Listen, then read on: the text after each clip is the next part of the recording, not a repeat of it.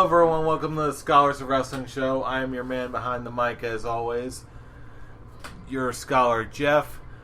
To my left is Scholar Brian. What's going on, sir? Hello! Very, very nice little weekend we just came off of. Oh, yes it is. And the Minister of Changing Places while recording is Scholar Tarek to his other left. How's it going, sir? All is well, but shame on you, fool. Shame on you. You know what? Since you left it out, I'm going to say it. Say it. We have risen from the ashes to school the masses. You can't do an episode of Scholars of Wrestling without our introduction. You know what? You're right. But after the week we had in this week in wrestling, can you really blame me for being so hyped that I ended up just like over-skipping what we normally do on this show? I'm going to say yes and no. Hey, it's a 50-50. It's an explanation, It's not a very an excuse. It's a good explanation, and I will be 50-50 on it, like I said. So, shame on you, and I accept your apology. Hey. Well, yeah, if you've been paying attention to the world of professional wrestling this week, there is more than enough good stuff to go around. But we're going to get into that. But first, we need to pay a visit to our friends overseas. To the east, in Japan. Where the climax has been completed. The climax has been completed. And now we're in the afterglow. And now we are in the afterglow. So let's get right into it with a little bit of backstage news. I guess we can peek behind the curtain and check in on a little NJPW.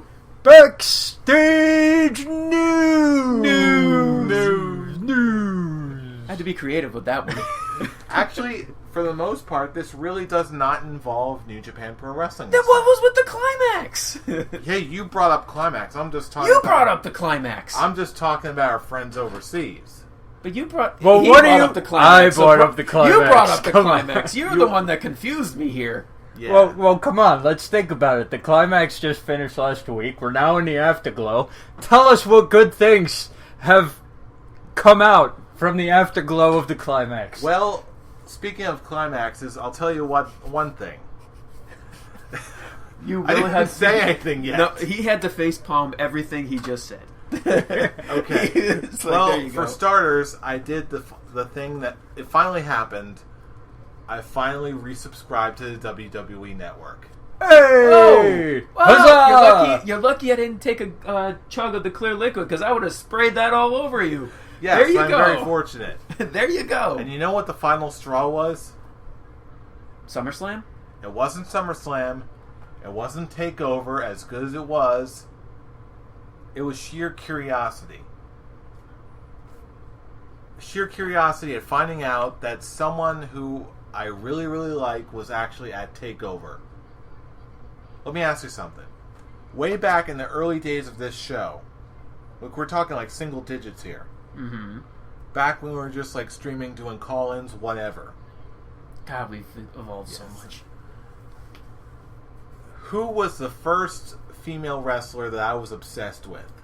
That you remember me bringing up? Let's see. I know this. I don't know. I don't remember. All right.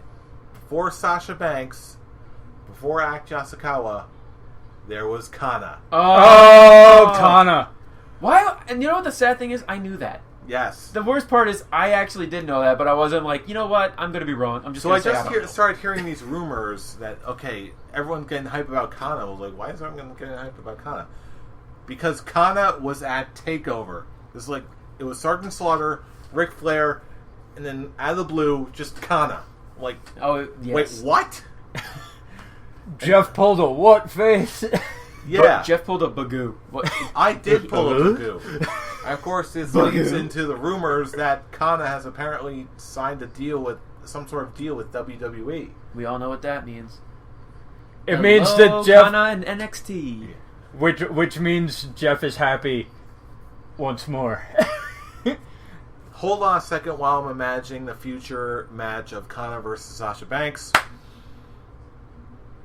Okay. And there's the climax. Hey, you said it, not me. Gross. Just gross. But still, I am really... We're right here. I am so excited. I don't care. It's Kana. Oh, you don't care. Oh God, not makes even it in the worse. States, but in Climax, man. WWE. Just oh. Well, that's enough to One of the greatest female wrestlers in the world. This is resubscribe to your network.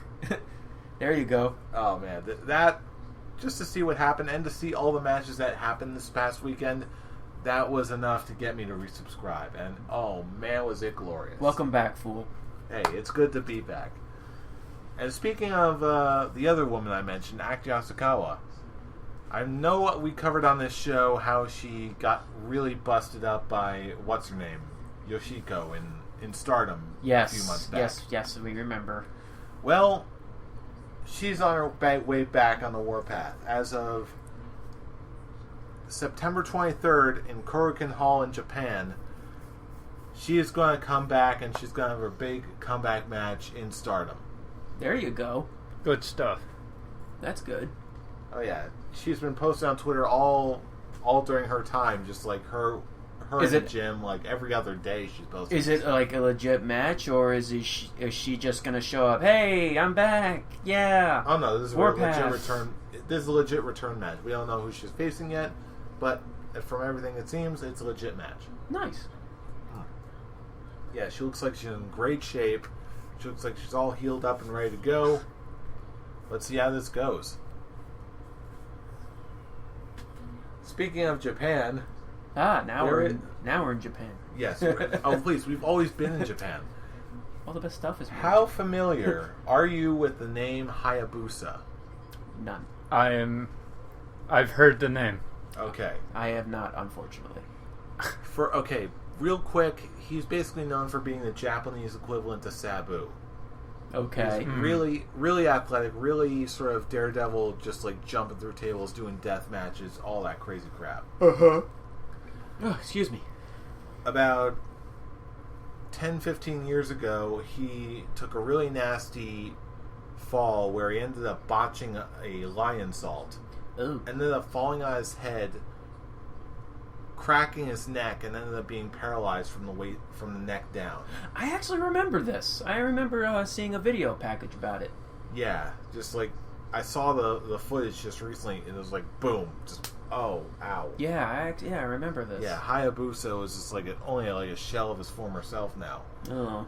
Until the 5th of this month, August 5th, where it was just revealed on just some Japanese variety show that after lots of extensive rehab, Hayabusa is walking again. Nice. That is good to hear. He entered the ring. He was able to enter the ring under his own power, with the exception of like a single cane. But whatever. Of course, yeah. But still, he was able to enter the ring. They did a 10 count, sort of in his culture, sort of signifying his retirement, official retirement in the ring. And just turning the page on a new chapter of his life now that he's actually mobile again. Okay, that's good, because you had me thinking for a second that he was going to try to wrestle again. And I was no, you stop that. He's like, he's mobile again, but he's not that mobile. It's like, the man came in the ring with a cane. I don't think he's going to... I'm like, no. You were just practically paralyzed. You've worked yourself up to being able to walk again. Get in the ring and get out. Don't...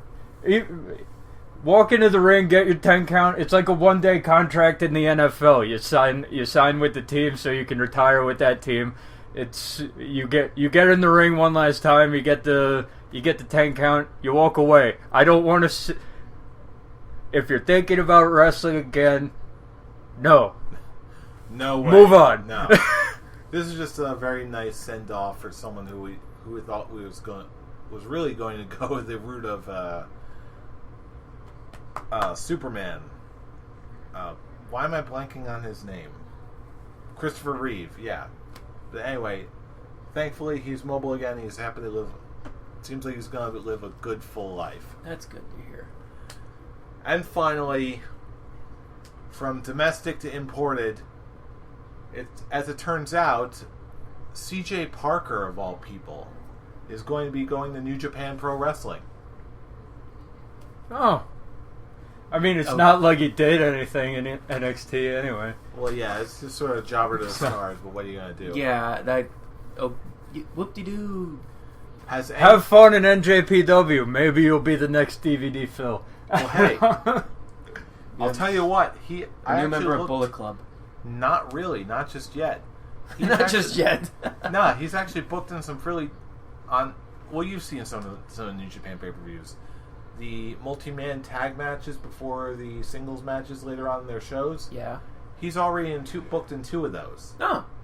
There you go. I think he's on a team with like Tanahashi or something like that. Oh shit! Really? I know, really.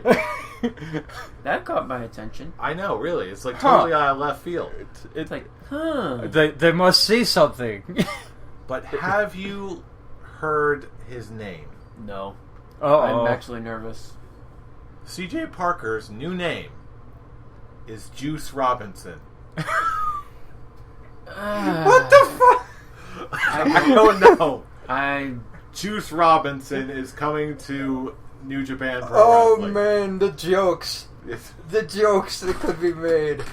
Juice Robinson, hoi. Comes out with a big bottle of orange juice. I don't know.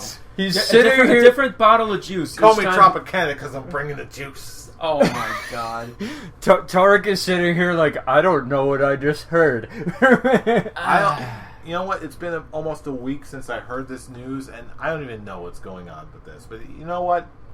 Juice. I've always liked Juice. I've always liked CJ Parker. I've always known he's had some sort of potential. And hey, if I get to see him do his craft at a higher level while watching New Japan, hey, all the more power to him. I hope he makes a lot of money and he's successful in the future. Yay. But you know what? Coming back overseas, we have a whole lot of things to discuss. All the wrestling that happened this weekend, holy crap. It's definitely a lot to talk about. Of course, let's just get right into it. We're talking about NXT Takeover Brooklyn. And, oh man, I am so pissed that I missed this event. I really did. I actually found out after the fact that one of my exes actually got floor seats to this show. Oh, wow. I'm just like, let's just put it this way, okay? Ladies for the win. Oh, yeah. That is what this pay-per-view is about right here. Ladies for the win. Oh, we'll get to that.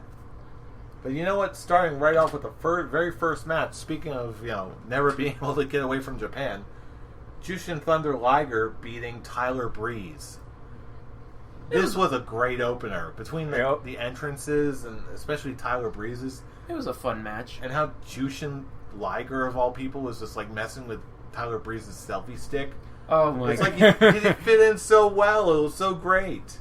Had to quickly struggle to get on that top rope, but he's like, don't worry, I got it, don't worry. Okay, I got it. Well, you know what we're talking about? Some guy is like over 50 years old and he's had a career spanning most of his adult life. Well, yeah.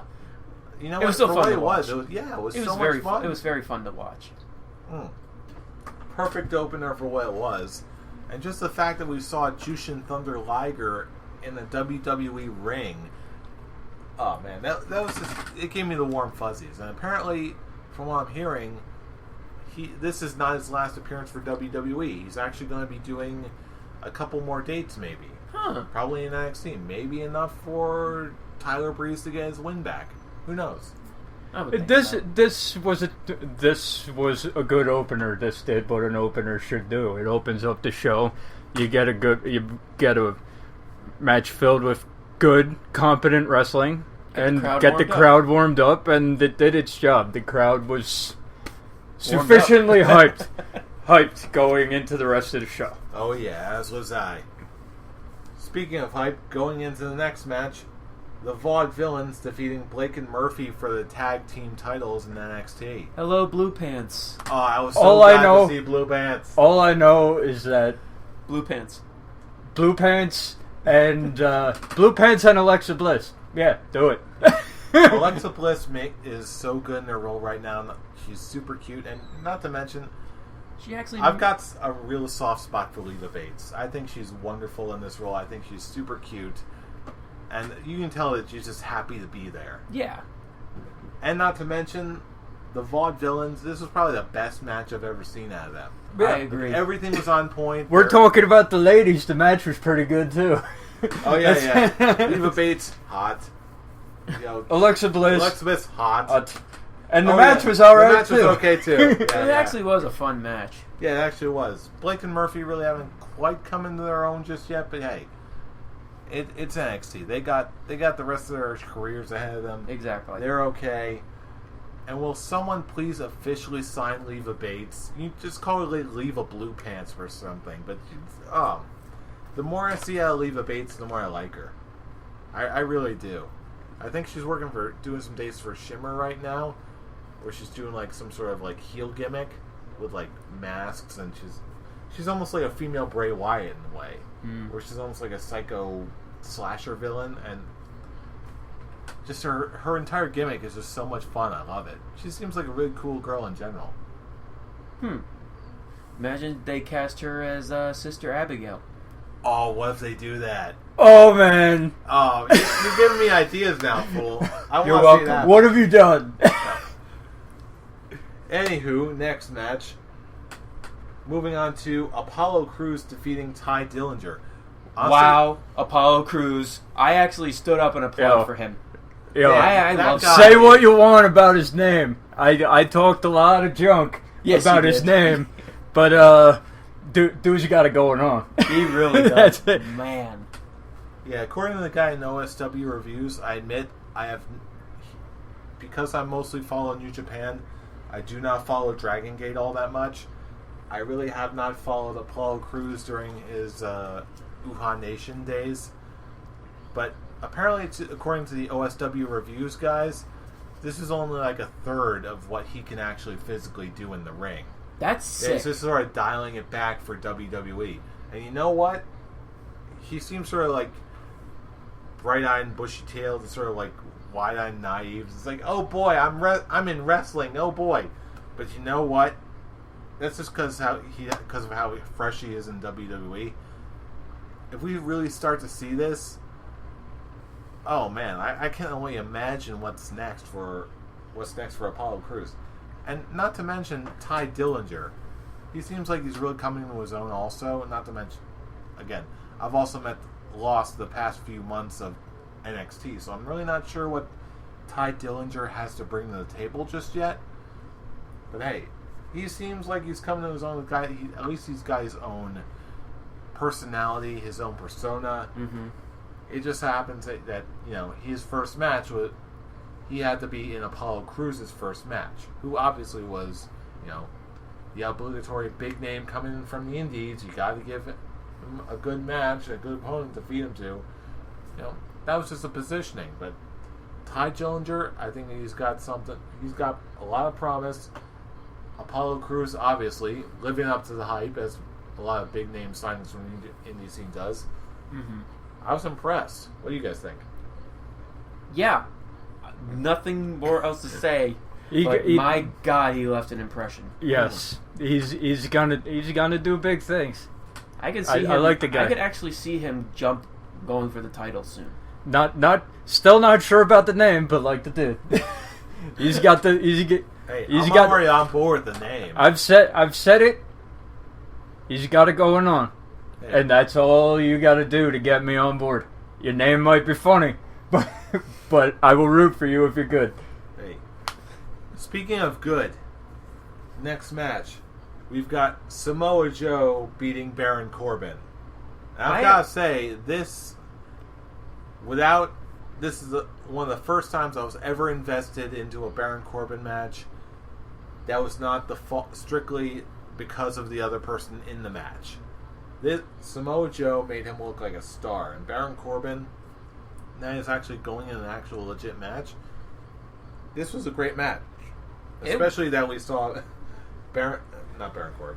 Samoa Joe in an actual pay-per-view match on WWE TV. It was really around this time where I had a moment where I was really reflecting. I was like, this doesn't feel like a WWE pay-per-view. This is like a professional wrestling showcase. Full stop. I think, yeah, it definitely had that feeling. And what really sold me on this match was the opening package before the match. Yes. That package really had me sold, talking about Baron Corbin's background, how he views him in the wrestling world, his football history. I was like, damn, I'm actually really invested in this. And just how much he, I love how heelish he is. Like, the fact that he doesn't care what anyone has done, in the independent circuit. What matters is him. Yeah, this package was really... It was perfect for what it needed to be. Samoa Joe was getting hyped up. He's speaking great like he always does. Baron Corbin actually playing up to how he was always perceived, just sort of running through everybody, all of his backgrounds, I don't care about any of these indie guys. It was just sheer perfection from the start of the promo to the end of the match. It was done absolutely perfectly. Baron Corbin was treated like a heel. Samoa Joe was like the veteran face. The entire thing was perfect. That's the only way. That's the one word you can just, and you leave it at that. Perfect. It was just perfect. I will concur. I enjoyed everything that this match put together. There wasn't any complaints. None. This match showcases the worth of Baron Corbin.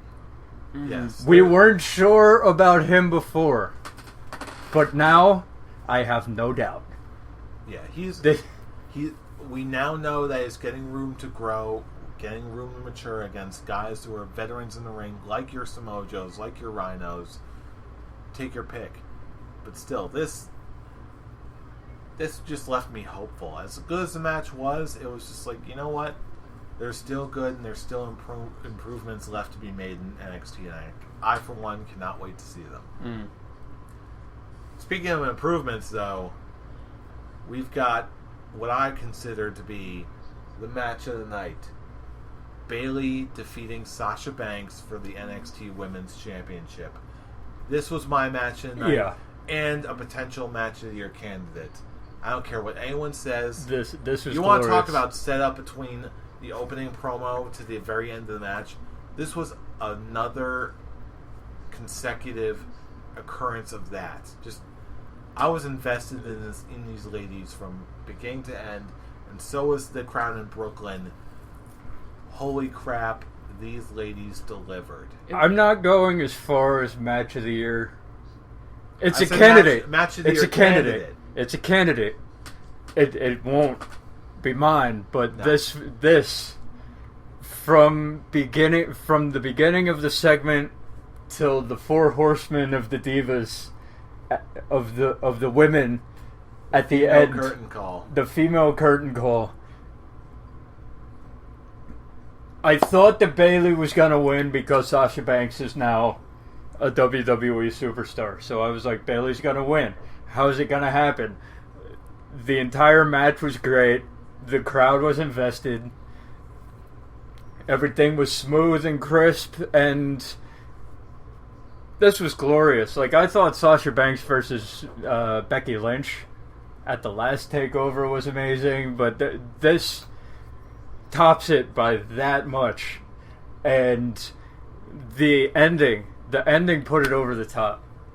The ending with Charlotte and Becky Lynch coming out and everybody raising their hands and showing respect and all that greatness. That wouldn't always work, but in this case, it absolutely did. Yes. Well, I It think was genuinely heartwarming. I think the opening package definitely helped with that one, like you said earlier. What definitely drove this whole match for me was just the emotion that went into it. From the opening package, what was it? You said full curtain call? What they were called? The female curtain The female call. curtain call, that's right.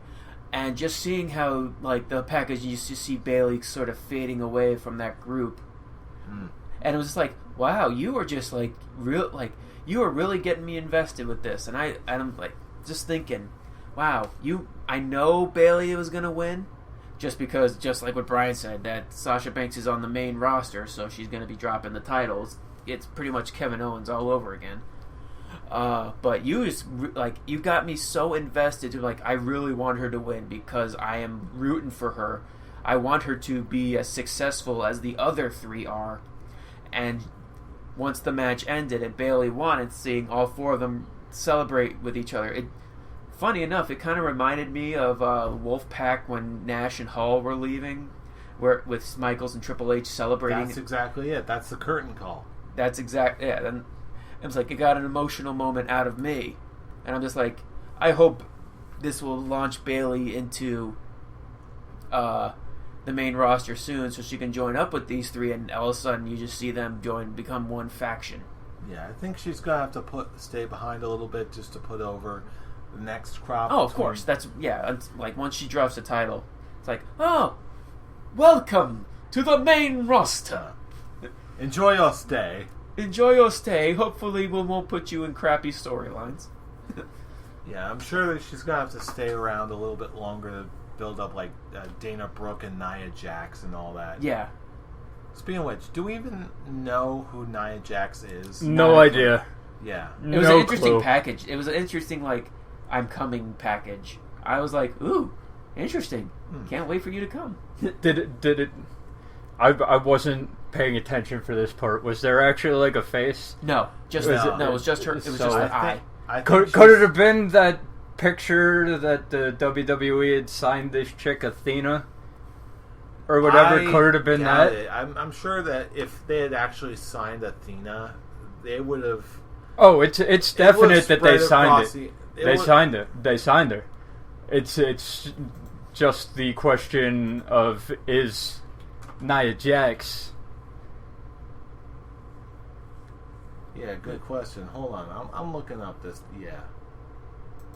Huh. Yeah, this is not it. Apparently, she's a member of the family. Her real name is Savalina Fanine. Okay, so I don't know then. Background call it. So it's Aranda. Hey, you know what? I'm always up for Aranda. Okay, that's right. Let's see what they got. She is apparently the cousin of The Rock, so hey. Oh, there you go. She's getting pushed to the stars. It's oh, you're related to The Rock? Hey, you're gonna go places. Hey, it only gets her foot in the door. We'll see what happens next. And hey, if this match is any indication, and she has to report to Sarah Del Rey in the Performance Center, I'm sure she'll be just fine. Oh yeah. Honestly, I think she's been doing a great job with the girls so far, barring Eva Marie right now. But you can only do so much. Yeah, I admit, even Carmella and Dana Brooke were starting to win me over. Yeah. Just because they're starting to bring stuff to the table. Mm-hmm. With Eva Marie, they're still coming along. With Eva Marie, it's just if you suck so bad when you first get there, and she's building you up. Sarah Del Rey is building you up to I only suck a little bit. You still suck. Hopefully, this training that she's doing will actually get her. And imagine places. There was talk earlier in the month earlier this summer that Eva Marie wanted to be the face of the Divas. Shut up. Well, I don't want to be the husband to Sasha Banks, but that's not going to happen. But Nikki Bella is bad enough. Now. It's Nikki Bella is bad enough. Get Eva Marie away from me.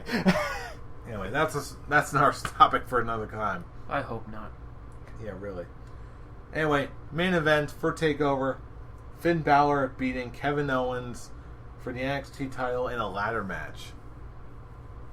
Not quite match of the night for me, but still, it was pretty good. Damn close. It was a good ladder match, and I actually liked that you had.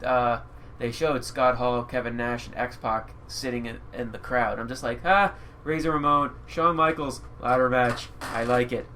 Connection. But yeah, it was actually it was a very fun match. Nothing spectacular in my opinion, but it was fun. I had fun with it. Yeah, I got the impression that these guys weren't 100% comfortable in ladder matches, particularly Finn Balor. But still, because Kevin Owens was bumping good. all over the place. It was still very good, but again, they also had to go on after Bayley versus Sasha Banks. Yeah, it's like it was a tough act to follow. It was a 4.5 star match, guaranteed. But if you're following a 5, it's just, it's gonna look like not lackluster by comparison. But Kevin Owens, okay, he was taking bumps where I was like, how is he gonna face Cesaro tomorrow with all the bumps he was dead after that last that big stomp from the top of the ladder. That big stomp from the top of the ladder, he was dead. He was done. I was like, how is he coming out tomorrow? And then he walked out like perfectly fine. It's like, yeah, I just dusted it off. At Summerslam, and I was like, okay, you are a G. That's because Kevin Steen is a bad mofo. Yeah. Which, by the way, we're speaking of Kevin Owens. Did you happen to see the footage of when Kevin Owens and Ryback got into like a shoot fist fight? No. Yeah, apparently Ryback has sort of like stiffed him, basically pulled a CM Punk on him. And then Owens was like, no, and then answered him back with like some legit shots of his own. When was this? I think it was on it was on Raw during the like multi-man tag match. Huh. Anyway. I don't recall that. Owens actually answered him back since he was like another like big guy who doesn't take crap from anybody. And Ryback was just like in the corner just like, you stupid mother, and of course he's on WWE TV, so he had to catch it. So he's like, you stupid mother and then he just I gotta watch that I gotta watch this again because I don't recall that. Yeah, it's just when was this?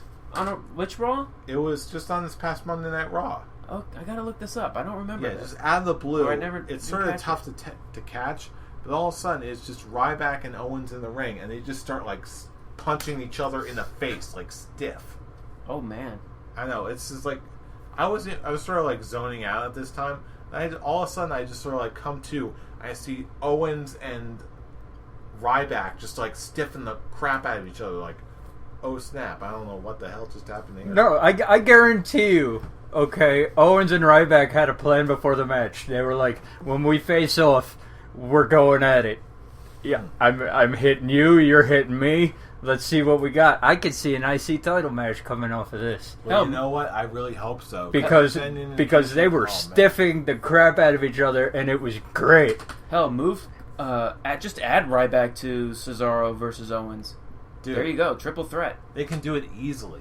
And because, you know, with the... I don't want to get... We'll talk about it later. Yeah, this NXT title match was really, really good. But again, it just had the misfortune of coming after what really should have closed the show at this point. Bayley versus... Well, I don't think it should have closed the show, but instead of having it the match before the main event, you put it in the middle. And then you have something be the cooldown. Agreed. You know what I mean? I think that an NXT title match should close the show no matter what. Just like I think that just like I think a World Heavyweight title match should normally close the show. You're not wrong. No matter what. But in order for the title match to have the weight that you want it to, you put the match that you know is going to be the best match of the card in the middle. Mm-hmm. Okay, you know it's going to get the best reaction. You know what you have planned. Why are you putting that right before the world title match? Hey, you know what? As far as I'm bad planning, Triple H. Bad planning. Yeah. Great execution. Bad planning. Yeah. But you know what? As far as just looking at the show as a whole, really, the rest of it is just all nitpicks. Really. Just the show was absolutely incredible, and that alone made me absolutely glad that I re-upped my subscription to the network again. So good. So, what would you give a facial hair rating? Honestly, I would have to give it a goat face. This was a great show to come back to, and I couldn't ask for anything more. Second, I'll go the same because there was nothing bad. There really was. There was nothing really to complain about. Everything was at least exceptional. There was nothing that was just good. everything, all the matches were exceptional. Go face. Bam. Bam. Anyway, going into the next day, Sunday night, WWE SummerSlam. Holy crap, this changed gears pretty quick. First match, we had Sheamus going over Randy Orton, which seemed pretty forgettable in my eyes compared to the last night. I actually liked the match. I wasn't... the whole thing is, I'm not comparing shows. Because that's honestly just dumb. Yeah. I'm just comparing the shows how they do. And with this one, I was very entertained with this match. The match was good. I liked the beginning when Sheamus got pissed off when they were saying, you look stupid. You look stupid. And he basically shoved Randy Orton away from him, went outside the ring, got on top of the announcer's table. I do not look stupid. You look stupid. You look stupid. Guess what? You look stupid. And you will all respect the Hawk. And I was like, yes! You got me sold as a great heel, Sheamus. Yeah. I loved it. I actually really enjoyed this match. And I liked how it ended. I liked that Sheamus won clean. Same. I loved it. And it was a big hit, too. Reversing the RKO. Pushed him into a corner where he couldn't escape the bro kick. And then just hit him with another one. It was like, damn! That second one hit hard. He saw him still moving around, and he was like, alright. And then hit him with another one, square in the jaw. And it was like that. And then just nonchalantly covered him. And I'm like, that is the Sheamus that I remember from when he was a heel, when he first came in. In ECW. Just beating the crap out of people and just being like, okay. I remember that. None of this Dolph Ziggler kiss my arse crap. Just give me this. So what do you think? A taste of good things to come? Yes. Absolutely. Definitely. All right. It was once again, we're talking about a way to get the crowd buzzing, get them into the show. I think this performed its job exceptionally. All right, groovy. All right, next match, we've got Ryback versus going over Big Show and The Miz. Was that really the next match? Or are you just... Probably not. I think the next match I'm going out of order here. I think okay, we'll go on that one. Yeah, I'm going out of order here since I put this whole list together before I actually end up watching. Ooh, so I could talk about my IC title stuff again. Yeah. Okay. Talk about IC title again. Go ahead. Okay, Big Show and The Miz should be officially out of the race after this match. Okay, because they gave him the big... Gave him the big... They gave him the big shell shock part, and Big Show knocked out The Miz, and Ryback took the pin after the shell shock, which made it pretty dominating to me. So it's like, okay, they're done. The two of them, done. And especially after Raw, when Owens and Rusev were just like attacked Big Show. Basically, and then that super RKO. Yeah, it's like Big Show's part in Ryback's rise is over. Yeah, I agree. Okay, now it's time for Owens and maybe Rusev. I could see Owens and Rusev teaming up, to be completely honest, at some point. Maybe going against... maybe like leading up to the pay-per-view. Throw him in a tag match? Yeah. Throw him in a tag match. Owens, Rusev, Cesaro, Ryback, or whatever. Throw him in a couple tag matches lead up to the pay-per-view. I like that. And just... You put Owens versus Ryback because of the stiffing the crap out of each other. And just how hard they were actually going at it. And Owens versus Ryback will do a whole lot more to raise the star of Ryback than what they did the last 2 months with the Big Show and The Miz. Okay, so it's like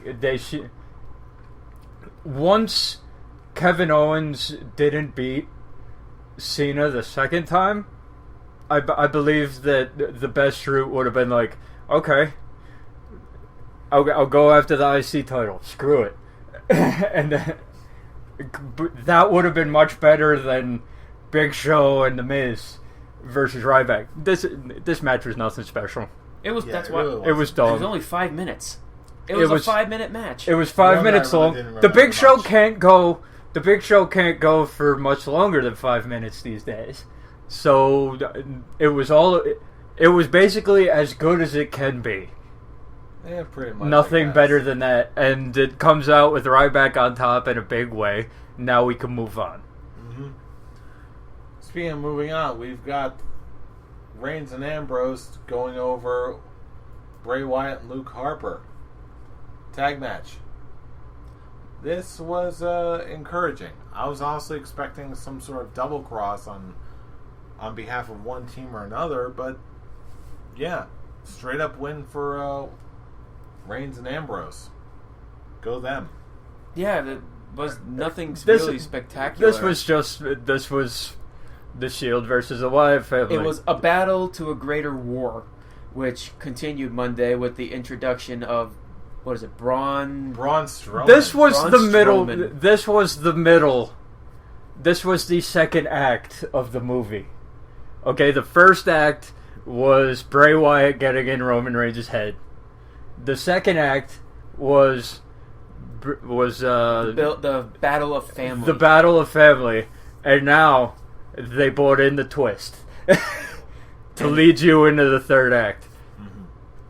Now the question is who is Reigns and Ambrose going to get for their third party? Bring up Samoa Joe. I actually heard that was a rumor. That actually is a big rumor that they're actually planning on bringing Samoa Joe fighting with Reigns and Ambrose. That would be a great idea if not for one thing. I personally see him right now in NXT being the number one contender for Finn Balor's title. If it wasn't for that, or at least unless they've got something special in mind, like maybe they end up feuding Finn Balor versus Tyler Breeze or something like that. If they can figure out something to do, some better way to clog up the NXT heavyweight title feud or something like that, Samoa Joe would be a very, very interesting pick. Well, I said but that I do not think they're going to do it right now since they just debuted Braun Strowman, and they really want to make him. I'm assuming they want to make him look like a really badass heel. Well, yeah, he completely decimated Reigns and Ambrose like nothing.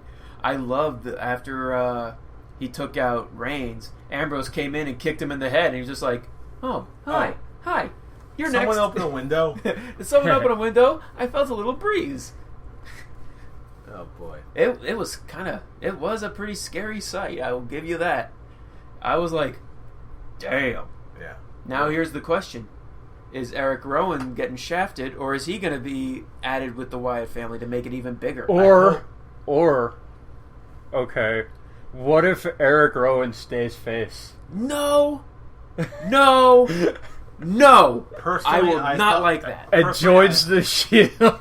No. Personally, I hope Eric Rowan just comes back and rejoins the Wyatt family, so they end up becoming a gigantic stable. It is a gigantic. That would be cool. Gigantic stable. Would be great. Bray Wyatt, the leader.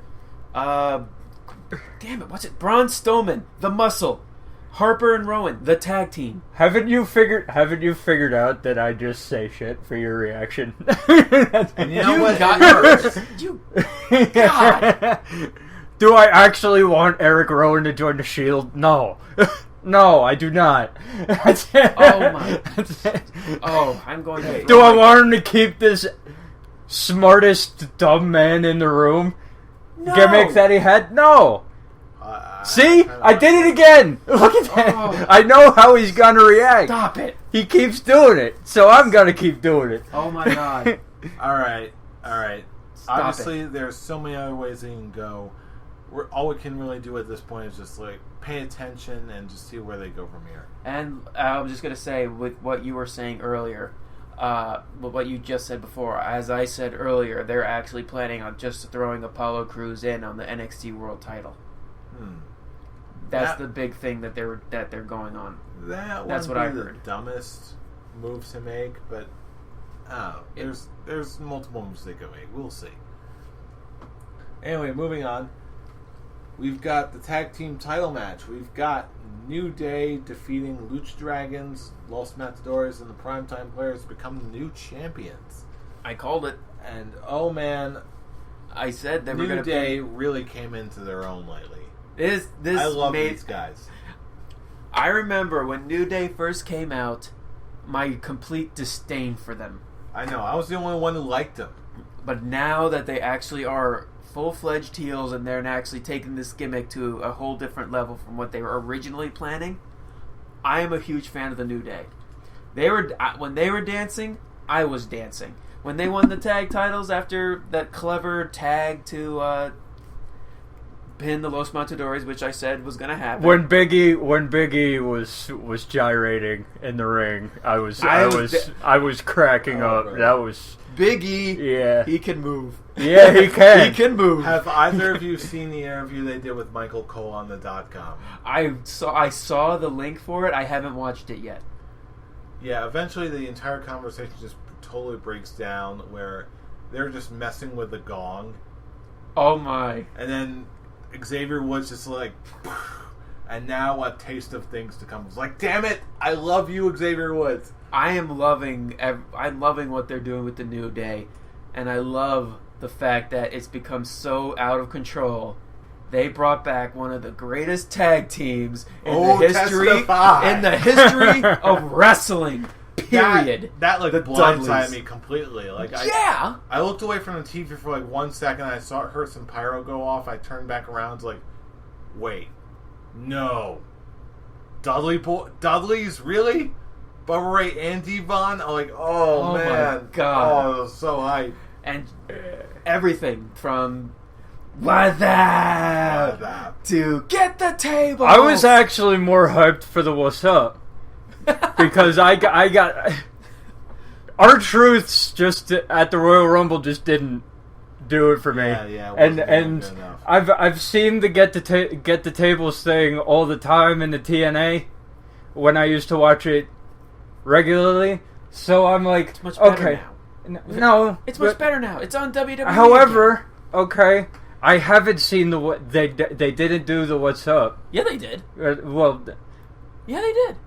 Okay, and Bubba Ray. I've seen the Get the Table spot much sooner than I've seen the What's Up headbutt correctly. Okay, so I was more hyped for the What's Up, and then what I liked Xavier Woods sold that entire thing perfectly. Did you see how freaked out he got when they started walking down the ramp? I loved how high he went for that 3D. He flew. He looked like Xavier Woods looked like Triple H when Cactus Jack came out.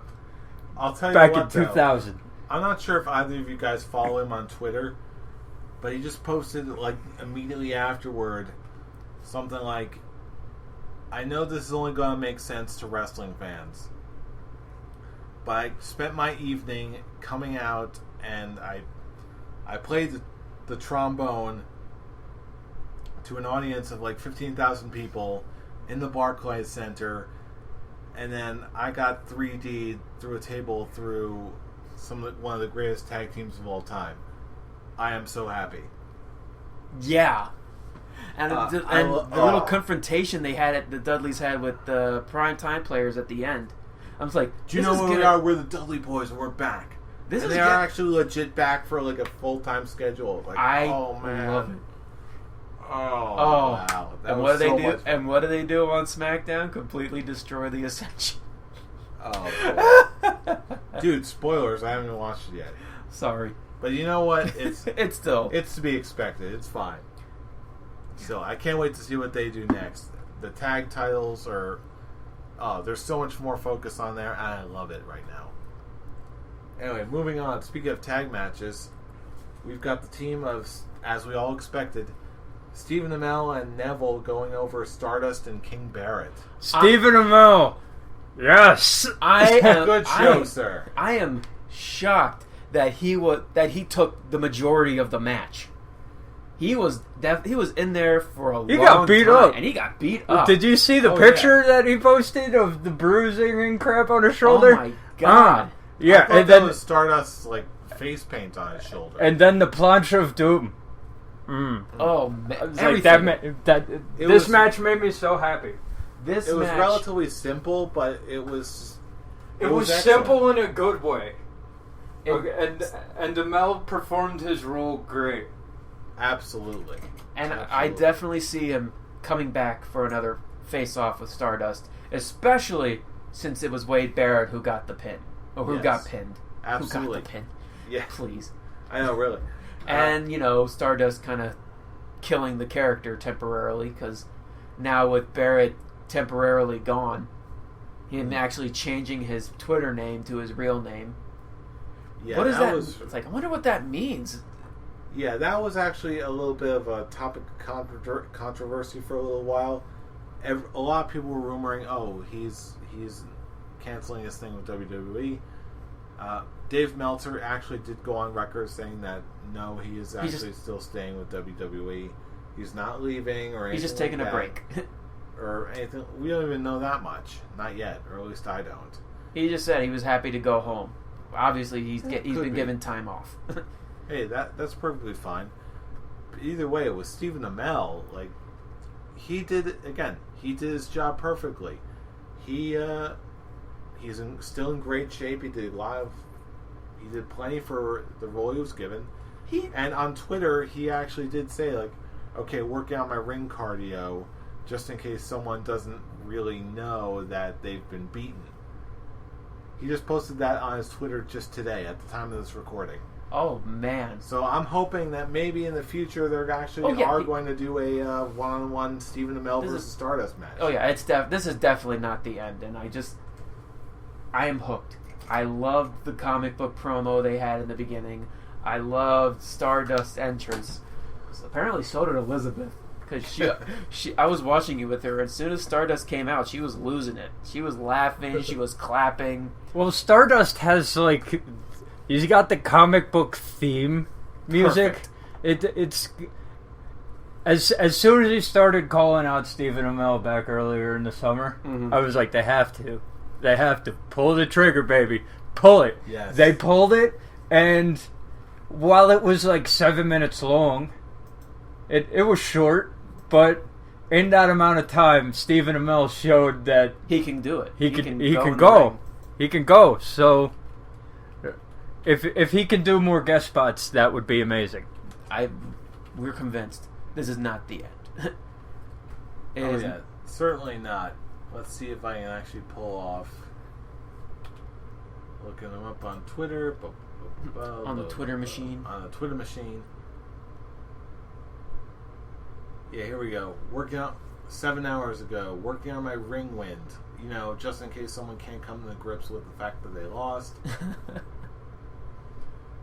And another retweet to Stardust at WWE. Blah, blah, blah, blah, blah. The fact remains you backed away from our only 2 encounters like a child hiding pea-soaked bed sheets. Yeah, they're definitely doing this again. Oh, I can't wait. This is going to be glorious. And also on a sidebar, that charity t-shirt that they were selling for their matchup at Summerslam. Mm-hmm.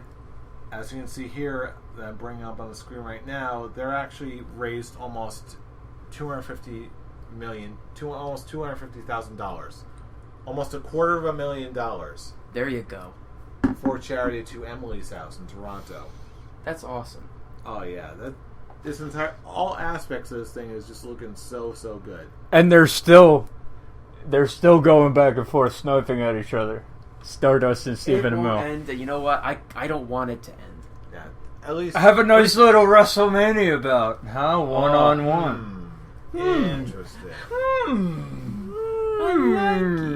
I like it. If they can keep the heat going, then great. If not, just pull the trigger at any point. It'll be great no matter just what. Just have Amell do in the Arrow persona, do the backstage promos like they normally do for minor matches. Like when Stardust comes out, halfway through, he gets to the ring, and then Stephen Amell comes on back in location from The Rock style, comes out during every match that Stardust has, and then just needles him and needles him and needles him. Stardust goes on a losing streak, and then Stardust versus Arrow, like legit, comes out in the hood, stays in the hood, and have that match at WrestleMania. I would love that. I could just see one moment when, like, I could see Steve Amell taking a break from being in the ring for obvious reasons, but the moment he comes back during a match, like during a Stardust match, he comes out with the hood attire. You don't see his, you barely see his face. Stardust is looking crazy. He just does the motion of an arrow, bang, and then Stardust loses the match, and that continues their feud, building in for whatever event that is coming up. Just so much fun about this whole thing. I love it. Anyway, next match, our buddy Kevin Owens going over to defeat Cesaro. Yeah, this was a great match. For me, it was match of the night. Great match of the night, weirdly placed. Well, you know what? I'm all right with where it was placed. It just was like it was at a point of the event where the crowd was pretty much dead.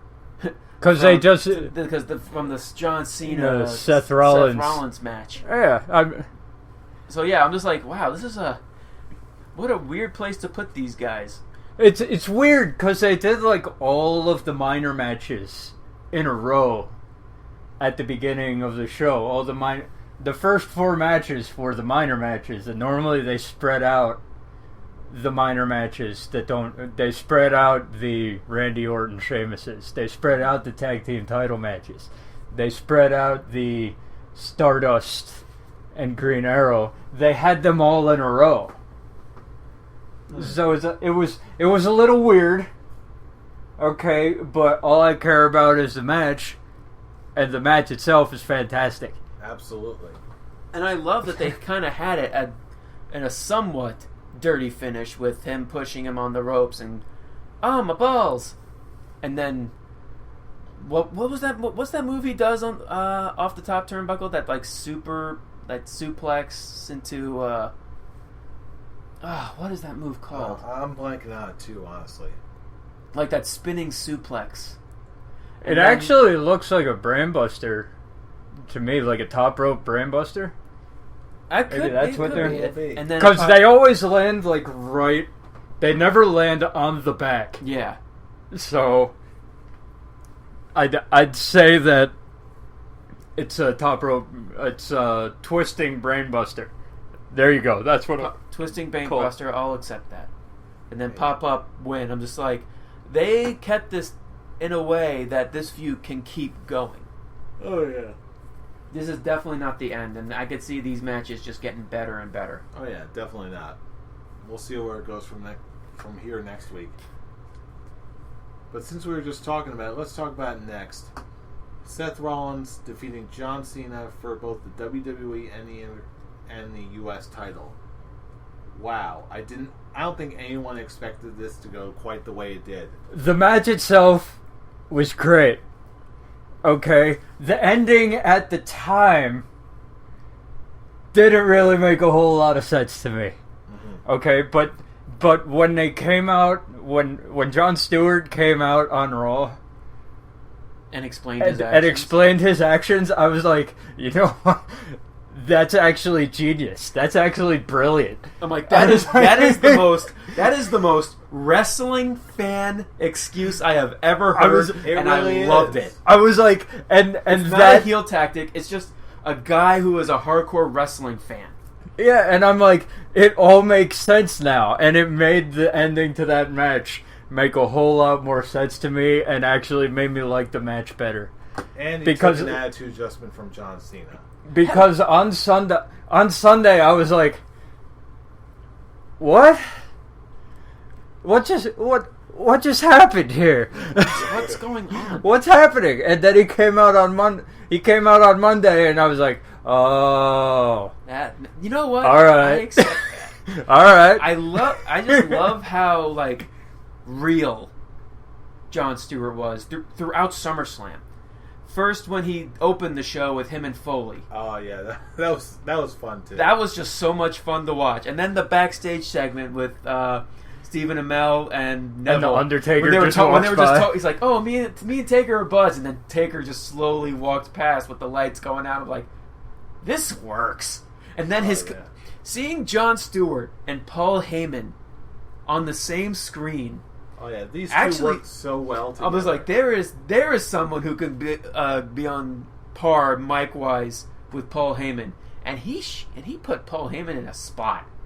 Oh yeah, he really did. I'm just like, damn, I'm loving this. Oh yeah, I hope they keep using Jon Stewart for at least a little while further, because how much of a genuine fan he is versus how much experience he has on a live microphone.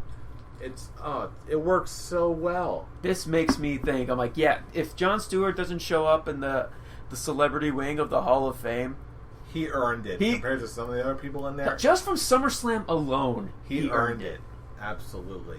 And then the Raw was just the icing on the cake. Mm-hmm. SummerSlam alone, then you add in Raw, then you add in the promo that he cut on Seth Rollins.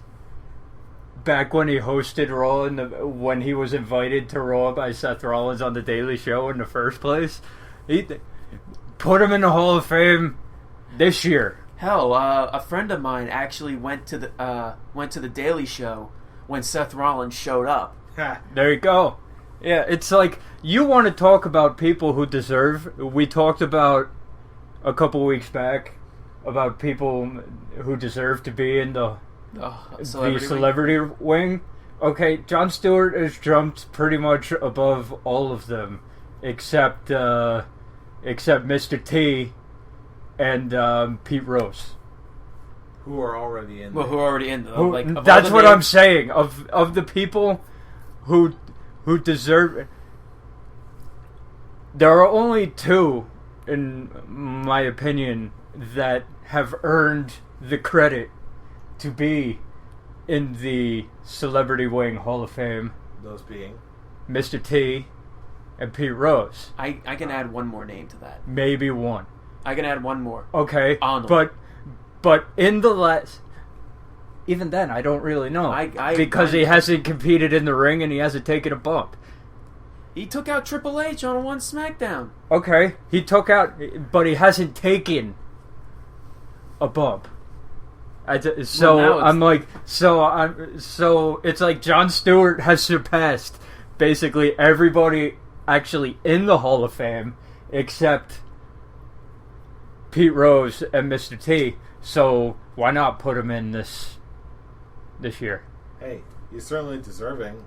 If not next year, then hey, he certainly skipped ahead of the front of the line. He took an attitude adjustment from John Cena and screwed John Cena out of a 16th title reign. Okay? He's in.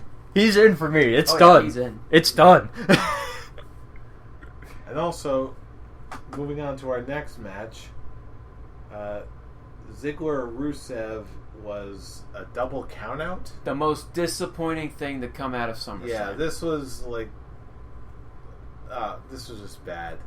The match I'm really itself, bringing this up now just for completion's sake. The match itself was good. I liked the match. It was great storytelling with Ziggler and Rusev. The result, on the other hand, I didn't like. This was basically pointless. It was just for them to not have Ziggler beat Rusev and for them to just keep this feud going. It was to show Lana in something other than in a business suit. That was basically the only point to this match. It is to set up the mixed tag team match that's going to happen at Night of Champions. That's all this match was for. Hey, remember when Night of Champions was only like champion matches? Remember those that? were the days. Those were the days. And like even at the one I fell asleep at because I had Curtis Axel on twice. Okay, it was still basically only champions fighting that one, but I don't want to see a mixed tag match with no titles on the line at Night of Champions. What's the sense of that? What is that? Not much. This if anything, put it on the pre-show. Yeah, this entire match. You and I both know that's not. Gonna We all know it's got to be on the pay-per-view, but bullshit. It's not going to be on the pre-show. Well, again, lots of things are in the works now. Only time will tell. In the meantime, Bagoo. In the meantime, we've got Team PCB going over Team Bella and Team Bad. This was not quite up to snuff, in my opinion, with the rest of the Divas matches, or the NXT women's matches, period. This was just sort of, since there were so many women in the ring, it seemed like everything else was just diluted to me. I actually didn't like it. Yeah, there was a lot to be desired. I was actually siding with the Raw crowd on Monday. I did like that Becky Lynch was the one who got the victory, who got the deciding victory. Part of me wasn't expecting you to actually finish that sentence. Like, on the bright side, Becky Lynch. On the bright side, Becky Lynch. That's it. You know what? It's really tough to argue with that. It's like, was it great? No. Was it good? Meh. Was it acceptable? To me, yes. Okay, and Becky Lynch actually getting the final victory when I thought Charlotte was going to be the one to do it because they seemed to be building her up. Mm-hmm. I was like, Becky Lynch got the deciding victory, and I was like, really? Hey. What could possibly be happening in this Divas division? Hey, right now? stranger things have happened. That's all I'm aware of. All I know is Becky Lynch got the victory, and that automatically makes the match better for me. Boy, no. But in the meantime, let's get right into it. The main event, The Undertaker technically going over Brock Lesnar. The match itself... Shenanigans. The match itself, glorious. The ending, bullshit. Yeah, I really wanted to like this, but... This was my match of the night. Until that ending. The Undertaker needs a screwjob victory. Yeah. Are you serious? Both these guys just seem way, way too be above and beyond that kind of a finish. They're beating the crap out of each other. This match was so much better than the WrestleMania match. So much. Well, yeah, because Taker was leaps and he waited to collapse until after the match this time. Oh, brother. Okay, but really? You're gonna convince me that the Undertaker, in order to beat Brock Lesnar, the Undertaker needs a screwjob victory? And from what I recall, I think that's the first time Taker submitted. In quite some time, I recall, yeah. I don't know. I actually don't recall a time when he actually tapped out. Yeah. Even the Undertaker tapping out? Never. Yeah, that's never. I don't think that's ever happened. Never. So they're trying to turn the Undertaker heel. Which I don't agree with in the slightest. Why? For what reason? So unnecessary. I figured they were trying to turn him heel when he started coming in with all the low blows and crap. Yeah, exactly. Because what does the Undertaker? Why does he have to low blow the opponent in order to get them into these choke slams and tombstone pile drivers? So I thought something was weird. But you're telling me that the Undertaker can't beat Brock Lesnar without a screwjob? Yeah, it's a bunch of nonsense. The Undertaker. If anybody can beat Brock Lesnar clean, it's the Undertaker. He's the only one who can beat Brock Lesnar clean, and you're telling me he needs to, from what it seems, conspire with the referee. Yeah, really. No matter what. Or in this case, the Shockmaster's son, a.k.a. the Timekeeper. The Bell Keeper. Yeah, what? Are you serious? He actually is the Shockmaster's son. Yeah, are you completely serious right now? I was so happy. This pay-per-view was gonna be great. And then the show ended and I was so pissed off. So pissed off. It dropped my score. Well, you weren't the only one that was pissed off, Brian. It was also Brock Lesnar. And what did he do? He ate Bo Dallas. Yeah, he did. Yeah, He ate him to death. As soon as Bo Dallas said, "All you need to do is Bo leave," as soon as Bo Dallas came out, I'm just like, "You do know I'm going to eat you now, right?" as soon as Bo Dallas's music hit, because I blow leave. Like, no. As soon as Bo Dallas's music hit, I was like, "Oh no!" Like, you know you're going to be eaten alive. Sorry. You know you're gonna die. You're going to get eaten. I'm going to eat you. You know you're gonna die. What are you doing, man? And what does he eat? 4 German suplexes? 5? No, 4, and then it was an F5. 5 and an F5.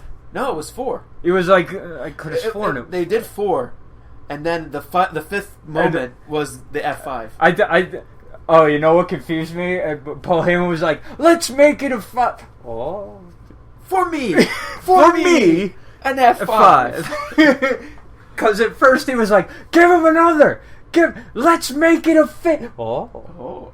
For me, F5. Oh, Bo! Brock Lesnar! Bo leaves! I was like, but yes, I do agree. It was the whole having to make the ending a controversial ending. The match itself was dumb. The match itself was glorious. The memes that will be made of the Undertaker sitting up and laughing Brock Lesnar style in Brock Lesnar's face are going to be glorious until the end of time. But the ending just kills the match for me. It kills. Granted, I wish they didn't have the whole tapping out bit, but I do love Brock Lesnar giving Taker the bird as he was passing out. That was pretty good. But you know what? There are so many. Well, here's how you build to the final blow. We talked about a WrestleMania blow off. Here's how you build to it. Okay, so there's that, but they could have done it in a much better way than a screw job. Yeah, I really wish he didn't. I also wish they didn't have Taker pull the heel low blow. Yeah, I wish that Brock Lesnar just turned around into another Hell's Gate. It's like 3 times he's gone after Brock Lesnar with the low blow. 3 times. 3 separate times. Why? You're the Undertaker. Yeah, it was very uncharacteristic for him, but... You're 7 feet tall. What are you doing trying to hit other people in the nuts? The story is not done yet, and that's really the only thing that gives me any sort of solace at a time like this. Hey, we'll see. All eyes are on them. We'll see what happens next. But in the meantime, there's so much happened this week. We want to know what you, the viewer and listener of this podcast, think. Full beard. Full beard. That's my facial hair rating before you close out the show. Full beard. I will... The entire weekend was definitely a full beard. I'll go full beard. Like, the Undertaker Brock Lesnar finish pissed me off enough where I was thinking, like, that might actually drop it to a goatee. But I was like, no, a low full beard. A low full beard. Not quite pissed off enough to drop it more, but pissed off enough to go low on the full beard. Hey, it's more than certainly fair. But again, we want to know what you think. So, of course, you can get in contact with us through all the usual methods. You can leave a comment on this video, like this video if you like what you hear, subscribe if you want to see more. You can also look us up on Facebook at The Scholars of Wrestling Show. Free entertainment right to your Facebook wall. Like us, get more stuff to you as soon as possible, as soon as it's released. And also you can follow us on Twitter, on our main page at ScholarsOW. You can follow me at I'm Robbie Rage. Fool, you can follow him at the Avatar. At the Avatar, yes. And Scar Brian, you can follow at Atomic Beanpole. I was drunk. Leave me alone. And we will leave you alone. There's no explanation. You don't need to explain anything. But you know what? Until then, we're just reveling in the week that was in professional wrestling, because we are the Scholars of Wrestling, and you have just been schooled. You're welcome. Let's watch Japan again until we get a Taker Brock Lesnar. Let's watch Takeover. Yeah.